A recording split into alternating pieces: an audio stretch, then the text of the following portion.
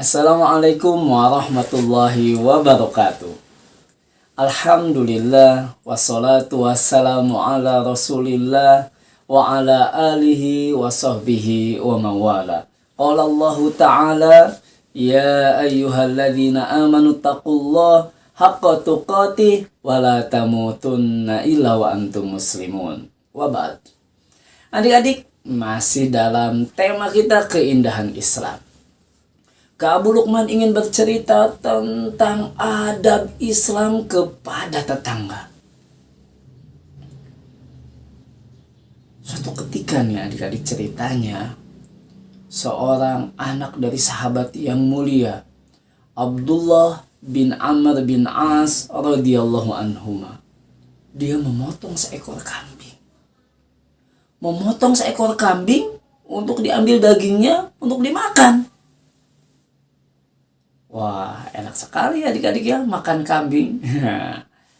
Tapi yang ingin Kak Abu Lukman ceritakan bukan makan kambingnya. Tapi bagaimana Abdullah bin Amr bin As radhiyallahu anhuma ketika motong kambing untuk dimakan dagingnya, ia berkata kepada temannya seorang pemuda. Apa kata Abdullah bin Amr bin As? Dia bilang, kambing yang dia potong ini sebagiannya mau diberikan kepada tetangganya. Mungkin sampai sini nggak heran. Tapi yang bikin pemuda yang disuruh oleh Abdullah bin Amr bin As heran, karena ternyata yang mau diberi itu ternyata tetangga yang Yahudi. Yahudi. Artinya Yahudi ini orang yang bukan beragama Islam. Bahkan orang Yahudi ini terkenal orang yang suka memusuhi orang-orang Islam. Sampai sekarang. Yang mereka mengerti tentang kebenaran Islam. Mereka yang maghdub dalam Al-Quran disebutnya surat Al-Fatihah. Artinya mereka punya ilmu. Mereka tahu Islam itu benar. Tapi mereka tidak mau mengikuti Islam. Ini ternyata tetangganya orang Yahudi yang seperti itu. Ternyata kata Abdullah bin Amr bin As, ia mau memberikan sebagian dari kambing yang disembelihnya untuk tetangganya yang Yahudi. Maka pemuda yang disuruh oleh Abdullah bin Amr bin As ini kaget. Yahudi? Tetangga kita yang Yahudi? Iya. Kenapa? Ternyata Abdullah bin Amr bin As radhiyallahu anhu punya alasan. Alasannya apa? Sabda Rasulullah sallallahu alaihi wasallam. Dan contoh dari Nabi kita Nabi Muhammad sallallahu alaihi wasallam. Karena Nabi mengingatkan senantiasa Jibril alaihi salam, malaikat Jibril mengingatkan tentang hak tetangga. Makanya kata Abdullah bin Amr bin As, ia ingin berbuat baik kepada tetangga walaupun Yahudi, karena sudah diingatkan oleh Nabi kita Nabi Muhammad sallallahu alaihi wasallam. Ternyata adik-adik, Islam itu indah. Kita orang Islam, walaupun dibenci oleh orang yang bukan beragama Islam, walaupun dia tetangga kita, walaupun dia tidak suka dengan agama kita, membenci kita, kita tetap harus berbuat baik kepada dia. Kenapa? Salah satu alasannya, kalau dia rumahnya dekat dengan kita, dia tetangga kita.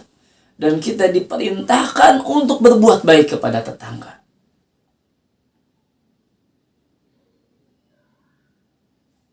Bahkan Nabi kita Nabi Muhammad SAW memiliki tetangga Yahudi yang senantiasa membencinya. Senantiasa mengganggunya. Tapi ketika tetangga Yahudi ini sakit,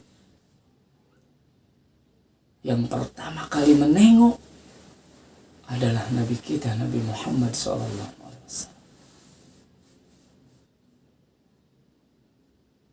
Karena kita diajarkan untuk berbuat baik kepada manusia lain, apalagi ya tetangga kita.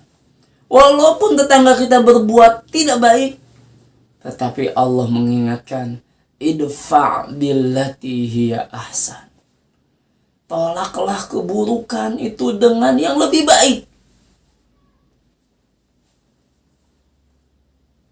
Bukan dengan yang lebih buruk, bukan balas dendam, tetapi kita memberikan kebaikan.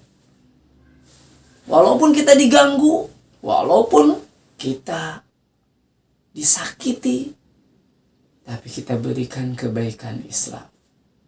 Kita hidup bertetangga, hidup berdampingan, maka tetangga memiliki hak yang harus ditunaikan. Bahkan Nabi kita mengingatkan, kalau kita masak sesuatu, perbanyak kuahnya. Kalau masak daging yang pakai kuah nih, perbanyak kuahnya. Untuk apa? Diberikan ke tetangga. Walaupun tetangganya bukan orang Islam, diberikan.